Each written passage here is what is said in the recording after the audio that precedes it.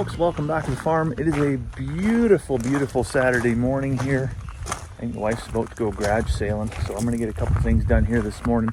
Before she leaves though, it just never ends. Flat tire. So I'm going to run this thing into the shop, get whatever nail or debris or grater blade or whatever's in there out of there, and get her back on the road. And then I got to fire up the big tractor. Yes, I know you're banging at me. Fire up the big tractor. We got some wind fence over there that I can't remember why I unchained it in the fall, but I unchained it for, I think I had to move a piece of it. Anyways, the very next day the wind blew it over, and so I'm gonna go fix that up, get it tipped up right, get it chained back together, and then probably patch up a couple of the boards, and we'll see what else the day brings. Probably something in the garden, I'm thinking.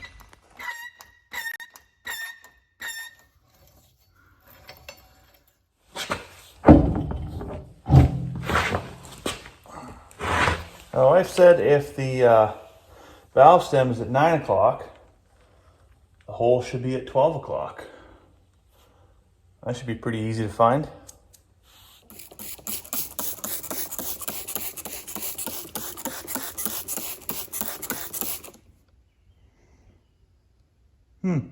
Interesting. Let's see, that's it right there.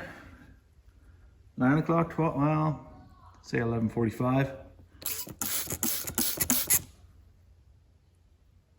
See, that's our huckleberry right there.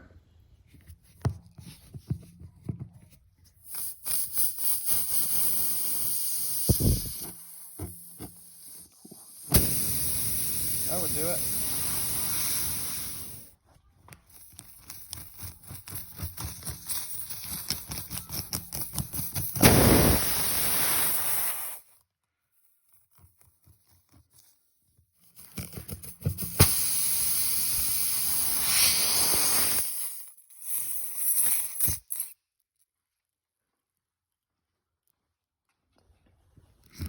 What do you do with it?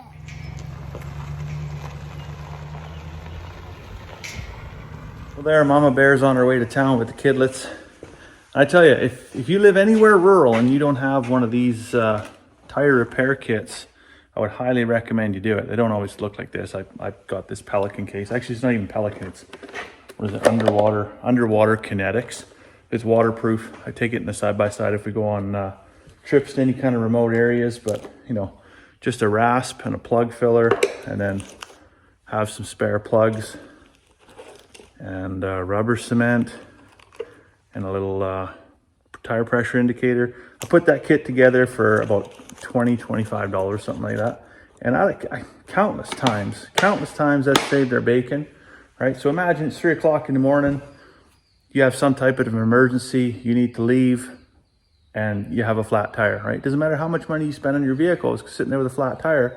It could be a $50,000-$60,000 garbage truck for all it's worth with a flat tire, right? So this can really save your bacon for, like I said, about 20 bucks, 25 bucks, something like that. And you'll never regret having it, because something as inconsequential as one of these little, looks like a finishing nail. That's all it takes to incapacitate your vehicle. And especially if you're in one of those hit the fan situations, that's not what you want to stop you, right?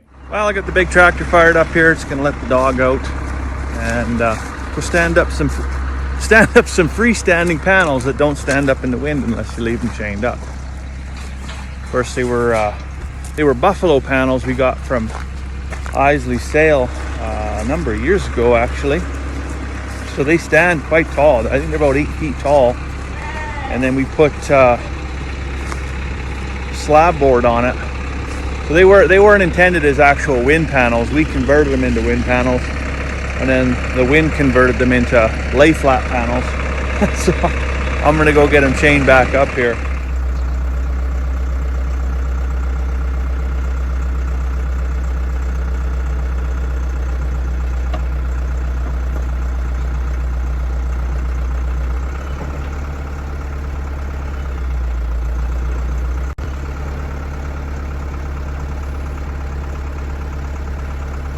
See, one good tumble in the wind. That made short work of that. I'm gonna have to get, I think I'll put the generator and the air compressor in the back of the pickup truck and just bring the air nailer down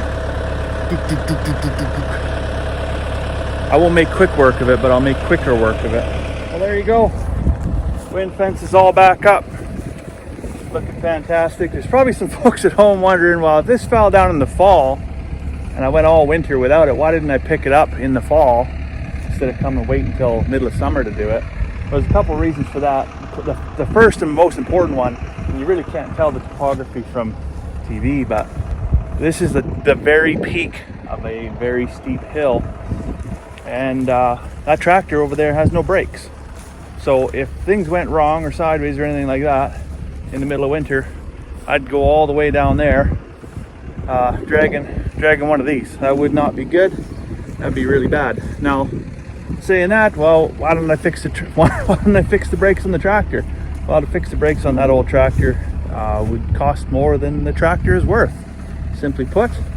And third and most obvious reason, we never had the bulls here last winter, so there was absolutely no need whatsoever to provide any type of shelter for any livestock in this field.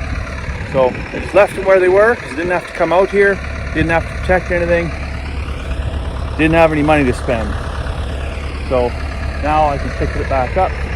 We'll get these boards patched up here. Of course, we got all 24 cow-calf pairs here right now.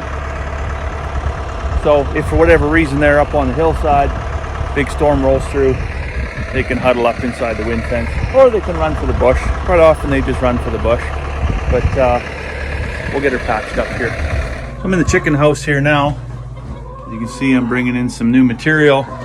So this is a trailer load of weeds that we pulled out of the garden. Well, I shouldn't say we, the wife did it all. But filled up this little wagon with weeds out of the garden. And of course, weed seeds don't want to deal with that. So I'll put them in the chicken house. Chickens can eat whatever they're going to eat. They're going to poop out those seeds, of course. And they're going to fall right down there in amongst the carbon, all the wood chips and everything like that.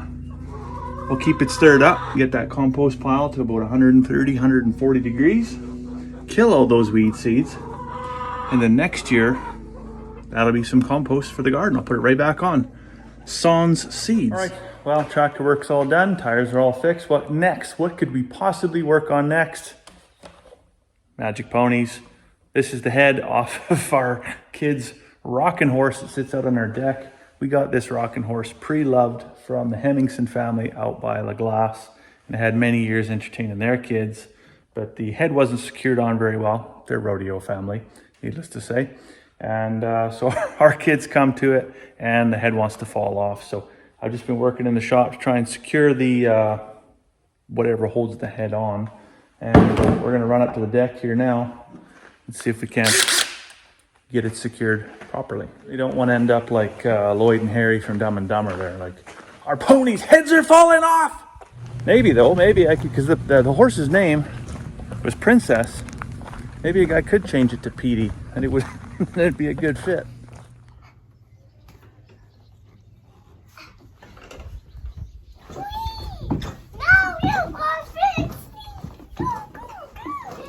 There's a dad win.